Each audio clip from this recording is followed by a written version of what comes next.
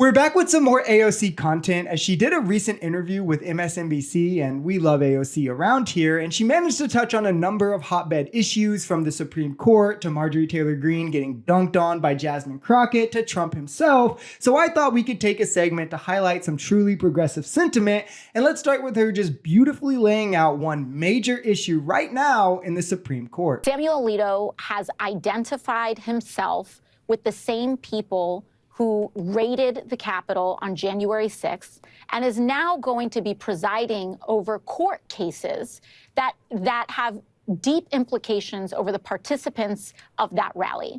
And while this is the threat to our democracy, Democrats have a responsibility for defending our democracy. And in the Senate, we have gavels. There should be subpoenas going out. There should be active investigations that are happening.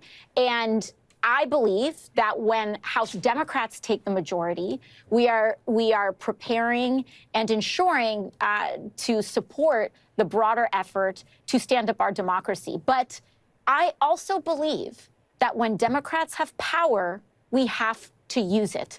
We cannot be in perpetual campaign mode. We need to be in governance mode. And she's exactly right. Alito having a wife who stood with the January 6th supporters, now overseeing pivotal cases in relation to it, is a major issue and something that Democrats definitely should look into. But they need to be sure not to fall into the same trap that Republicans have, as she pointed out, where it's all about optics and what they need to campaign on, where we've now seen the Republican in-house majority and their lack of successes or achievements, to put it bluntly. A number of legislations, there's zero that have passed, but however, they've tried impeaching Biden time and time again and have also failed at that. They've tried impeaching other members like Mayorkas unconstitutionally, and they failed at that. And they successfully vacated their speaker, but then tried to vacate him again and failed at that. So what we need from Dems is instead more of what we saw when they had the House under Biden, where numerous pieces of legislation were successfully passed and rolled out, from the American Rescue Plan to infrastructure investments, things like semiconductor investments and more. We saw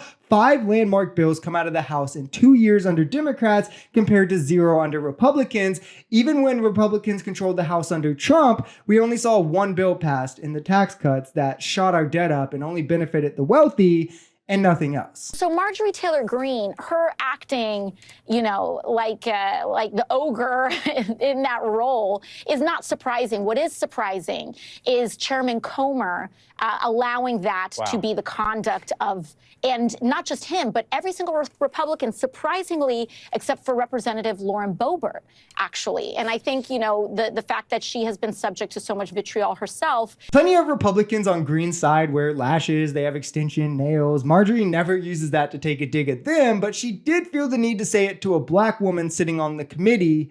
I wonder what fueled that comment, where anytime Jasmine goes viral, the MAGA gremlins just come swarming to the comments to equate anything she does to being ghetto, despite they have like half the educational success that she's had, half the achievements, she's like a doctorate, she has all these things, but she's ghetto, right? Don't forget that. Despite the fact also that she always comes with statistics, facts, data to back up the things she says. And this time they're just crying upset because she outplayed the gremlin in her own game, of which, by the way, every Republican but Lauren Boebert voted Marjorie's words were acceptable to keep on the record, which is the exact point that Jasmine was trying to make in saying what she said anyway, where before this, she had mentioned Trump's sexual assault case and was told that that's engaging in personalities, and Republicans voted to strike her words off the record. But when Marjorie directly attacks her appearance, that's fine. So she was asking, okay, if that's allowed, am I allowed to do this? It's called testing the logic, and when it's not consistent, it shows the fallacy. This is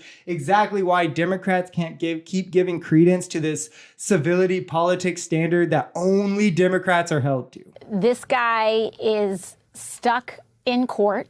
And let's be very clear about the fact that he is stuck in court over hush money payments in order to quiet the story about him having sex with Stormy Daniels in the lead up to the in the lead up to the election. And I think that because he is stuck on so many charges around fraud and these payments, he is stuck in a pretty tight radius of where he can go.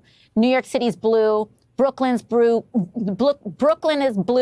Queens is blue, the Bronx is blue, and he's got nowhere to go. And so he's decided to come to the South Bronx. He's broke. He needs to pay these legal funds and, bussing people in order to get those donations so that he can funnel them to his legal fees is kind of his business right now. Now, Trump simultaneously wants you to believe that he couldn't possibly get a fair trial in New York because it's all liberals and just biased Democrats, but at the same time, he can win New York, flip it, and will be doing rallies in the states.